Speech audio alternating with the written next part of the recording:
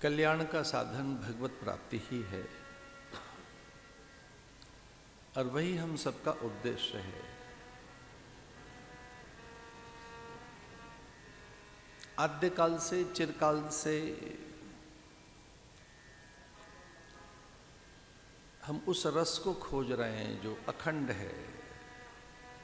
हम उस आनंद के आकांक्षी हैं।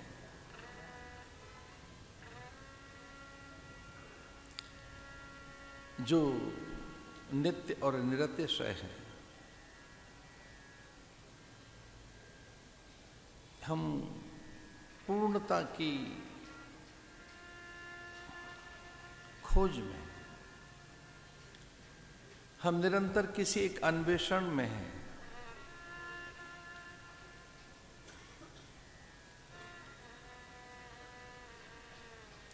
एक ऐसा अन्वेषण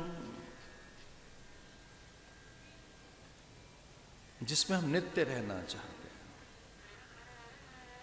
सुख सम्मान के साथ, सौंदर्य विभूति के साथ, संपदा ऐश्वर्य के साथ, उच्च पद और प्रतिष्ठा के साथ, सर्वत्र वंदित और लोकप्रिय होते हुए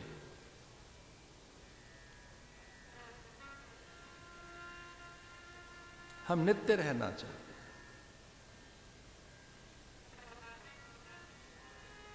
हम दुख नहीं चाहते, इसलिए आत्यंतिक दुख की निवृत्ति के लिए हमारे प्रयत्न और सुख प्राप्ति के लिए हमारे अनेक प्रकार के पुरुषार्थ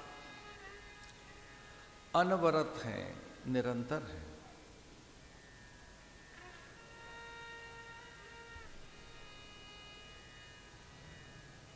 इस धरती पर हम लोकवंदनीय हों, लोकमान्य हो, लोकप्रिय हो,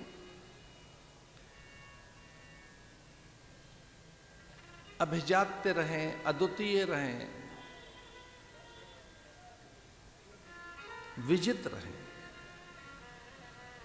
यही हमारे मनोरथ है। हम किसी भी अवस्था में असफल नहीं होना चाहते।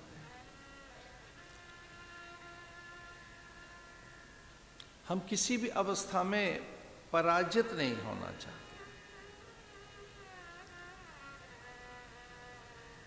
हम जयी रहना चाहते हैं, विजयी रहना चाहते हैं।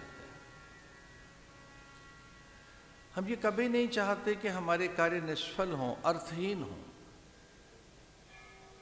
उनके सुफल न मिले, सुयश न मिले।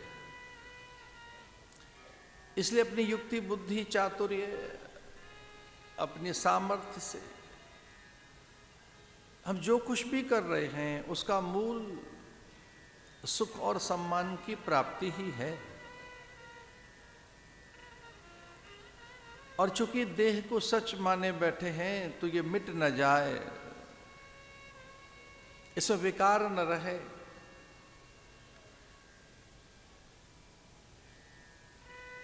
इसकी सौष्ठवता, मांसलता, मादकता, प्रियता, शोभन, पुष्टि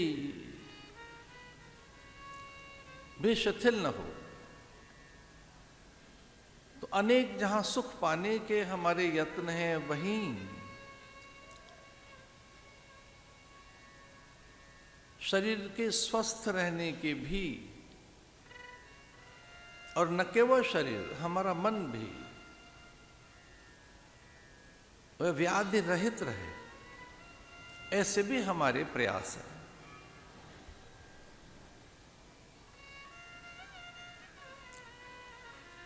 इंद्रियां उधर भागती हैं जहां उसे रस मिलता है। इंद्रिय समूह का शासक जिसे मन कहते हैं, वो भी उन्हीं के अधीन है।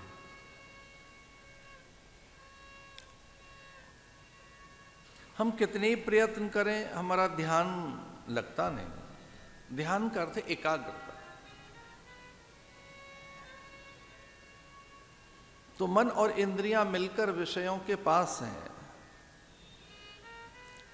और ध्यान की परिभाषा है ध्यानम निर्विषम मनः।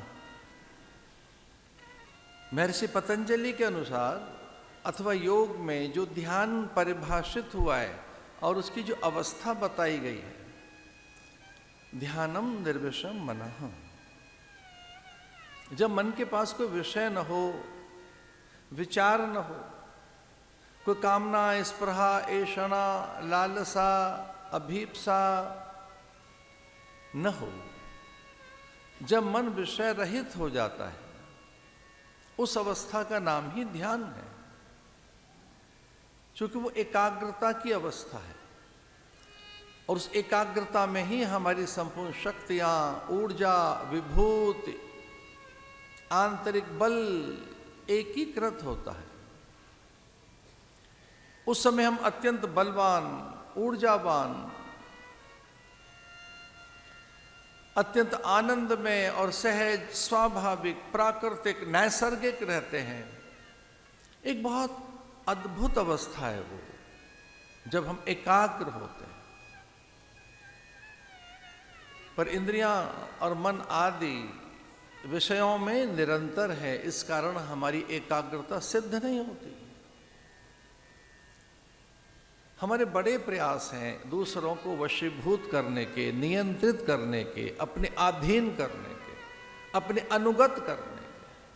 अन्य हमारे अनुगत हों, हमारे अनुसार चलें, हमारी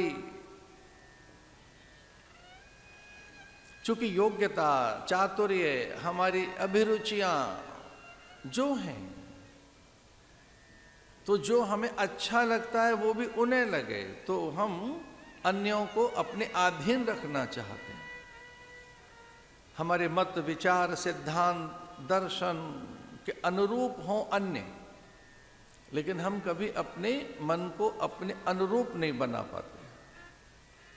अन्यों को अधीन चाहते हैं, दूसरों को, पर हम कभी नहीं चाहते कि मन हमारे अधीन रहे, उस पर हमारा नियंत्रण हो, वो व्यवस्थित हो, मर्यादित हो, संतुलित हो, सहज हो।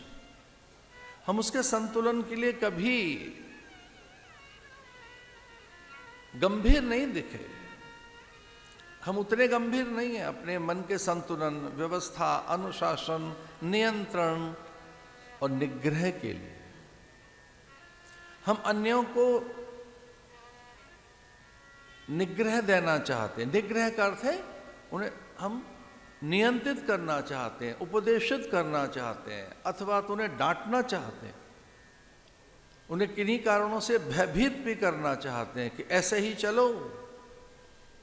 पर हम अपने मन को न नियंत्रित कर पाते, न उसका निग्रह कर पाते, न हमारा उस पर अंकुश है, न नियंत्रण है, और हमने कभी विचार भी नहीं किया होगा। लेकिन कभी विवेक और विचार के द्वारा, आध्यात्मिक अभ्यास के द्वारा, शास्त्र श्रवण कर, कभी ऐसे ही भगवत प्राप्ति से महापुरुषों की जब सन्निधि मिल जाती है, तब जीवन के अर्थ भिन्न दिखने लगते हैं, कुछ लक्ष्य भिन्न दिखने लगता है, फिर इसका उद्देश्य कुछ और दिखने लगता है।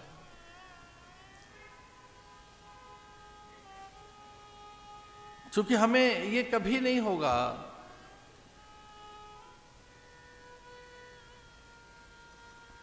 कि हम दुख से परे जा सके। दुख का अर्थ है वो प्रतिकूल अवस्थाएं हैं, प्रतिकूलताएं, विषमताएं। तो मन को कब कोई विषमता दिखेगी, प्रतिकूलता दिखेगी, असाम्यता दिखेगी, असंबद्धता दिखेगी, ये कहना कठिन है। इसलिए अधिक पदार्थों के संग्रह से, वस्तुओं की बहुलता से, पदार्थों की प्रचुरता से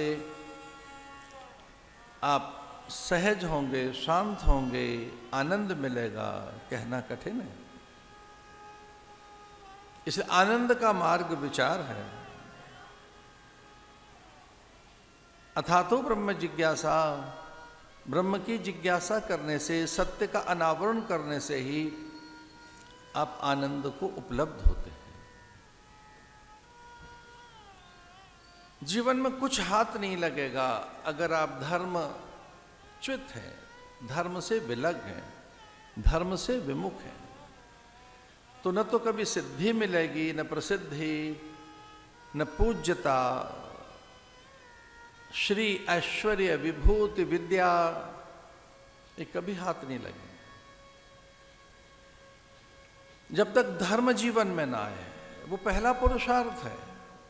फिर दूसरा अर्थ। और जितनी कामनाएं हैं वो धर्म से नियंत्रित नहीं हैं तो परिणाम शुभ नहीं आएगा। मोक्ष माने शुभता।